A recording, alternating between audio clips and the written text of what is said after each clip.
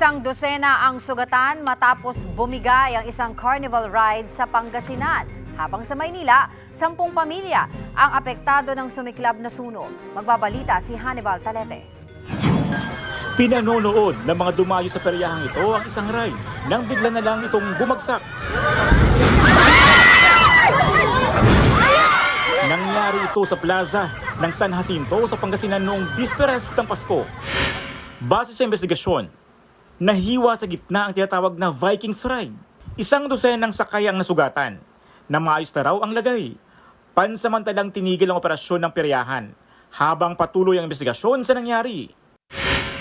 Ginising nang nagngangalit na apoy ang mga residente ng Barangay 582, Sampaloc, Maynila pasado alas 3 ng madaling araw kanina. May mga gumamit ng fire extinguisher at balde-balde ng tubig para apulahin ang sunog. Pero hindi kinaya. Ayon sa isang residente, natutulog silang mag-anak nang sumiklab ang sunog. Tapos may sumisigaw na lang po na tinatawag yung pangalan ko, tapos yung may sunog daw po, may sunog. Pagbabaho namin, hindi na kami makalabas kasi po inaharang na kami ng apoy. Kaya ang ginawa namin, yung planggana ho, tinakbok sa ulo ho ng mga bata para nilabas. Tinulak ko na lang ho, kahit sububsub sila, bahala na kahit kung anong mangyari. Walang naisalbang gamit ang kanilang pamilya. Ang kailangan lang ho namin yung kahit konting tulong lang ho sa bukal na puso, yun na po. Kasi lahat naman tayo nangangailangan eh. Naapula ang sunog matapos ang halos 1 oras. 5 bahay ang naabo at 10 pamilya ang apektado.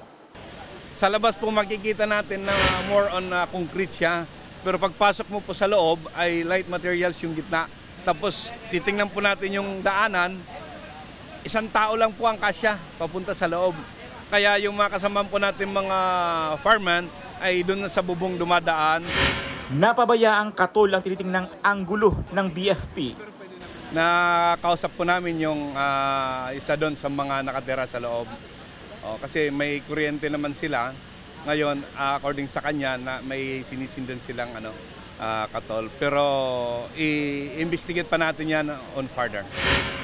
Kapatid, para sa 1PH, ako si Hannibal Talete, News 5.